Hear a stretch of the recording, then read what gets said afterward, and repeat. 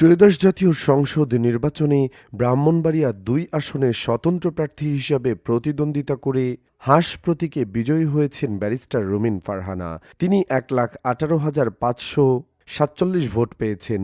বিপরীতে তার নিকটতম প্রতিদ্বন্দ্বী বিএনপি জোট সমর্থিত প্রার্থী মাওলানা জুনায়েদ আল হাবিব খেজুরগাছ প্রতীকে পেয়েছেন ৮০,৪৩৪ ভোট। বিএনপির বিরুদ্ধে গিয়ে এমন জয়ে দারুণ খুশি রুমিন ফারহানা। প্রতিনিয়ত তার নানান বিজয়োল্লাসের ভিডিও ভাইরাল হচ্ছে। এরই মধ্যে বিয়ে নিয়ে করা তার একটি গানও ভাইরাল হয়েছে। সেখানে নানানজনে তাকে এবার বিয়ের জন্য চাপ দিচ্ছেন। অনেকে বলছেন এবার অন্তত বিয়েটা সেরে ফেলুন। আপনারাও তাই চান কিনা জানাতে পারেন কমেন্টে। তবে নিজের বিয়ের বিষয়ে এখনও কিছু বলছেন না রুমিন, জানাচ্ছেন না কোনো পরিকল্পনার কথাও। এখনও তিনি রাজনীতি নিয়ে বিজি। জয়ের পর রুমিন ফারহানা বলেছেন, আমাকে শুধুমাত্র আমার আসনের প্রতিদ্বন্দ্বীর সঙ্গেই লড়তে হয়নি। বিএনপি এখানে সর্বশক্তি দিয়ে আমার বিরুদ্ধে নেমেছিল। তারা বিষয়টি এমনভাবে নিয়েছিল যে দলের চেয়ে ব্যক্তির ইমেজ ভালো হতে পারে না। আমি রুমিন হয়েছি, শুধুমাত্র বিএনপি একসময় করতাম, এজন্য তারা বলেছিল যে রুমিনকে হারাতেই হবে। রুমিন ফারহানা বলেন, আমার এই নির্বাচনের প্রস্তুতি ২২ দিন বা ২৫ দিনের প্রস্তুতির না। ৫ আগস্টের পর থেকে আমি প্রতি সপ্তাহে অন্তত ৪-৫ দিন এলাকায় থাকতাম। এই প্রস্তুতি অনেক আগের। এটা আমার নেতাকর্মীদের প্রস্তুতি, এই জয়টা আমার না। এই জয় আমার ভোটারের, যারা আমাকে ভোট দেয়নি, আমাকে নিয়ে অশালীন কুৎসিত মন্তব্য করেছে বিএনপি পদধারী নেতারা, আমি তাদের কাছেও কৃতজ্ঞ। কারণ তারা যদি এতটা কদর্য আচরণ না করত, তাহলে হয়তো আমি এত ভোটের ব্যবধানে জিততাম না।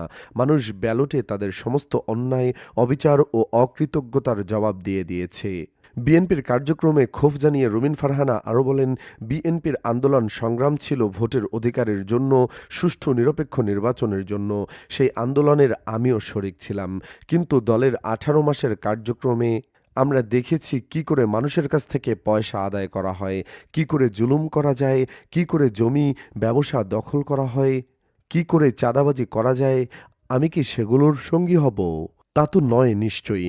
আমার রাজনীতি আমার, দলের রাজনীতি দলের। আমি আশা করব তারা ২০০১ থেকে ২০২৬-এ যে ভুলগুলো করেছে তার পুনরাবৃত্তি তাদের হবে না।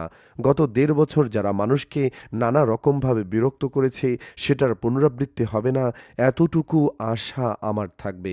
ততক্ষণে বিপুল ভোটের ব্যবধানে বিজয়ী রুমিন ফারহানাকে অভিনন্দন জানাতে বিভিন্ন এলাকা থেকে তার বাসভবনে জড়ো হতে শুরু করেছেন নেতাকর্মীরা।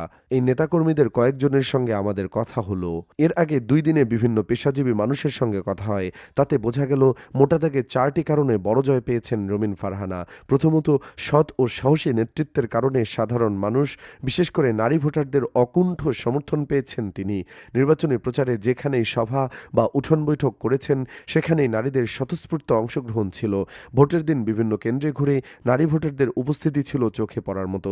দ্বিতীয়ত, বিএনপির দুঃসময়ের বড় কাণ্ডারি হয়ে দলের স্থানীয় নেতাকর্মী ও সমর্থকদের আস্থা অর্জন করেন। এজন্য দল মনোনয়ন না দিলেও স্বতন্ত্র থেকে নির্বাচন করার সিদ্ধান্ত নেন তিনি। তখন দল তাকে বহিষ্কার করলেও মাঠ পর্যায়ে নেতাকর্মীদের বড় একটি অংশ তার পক্ষে কাজ করেন।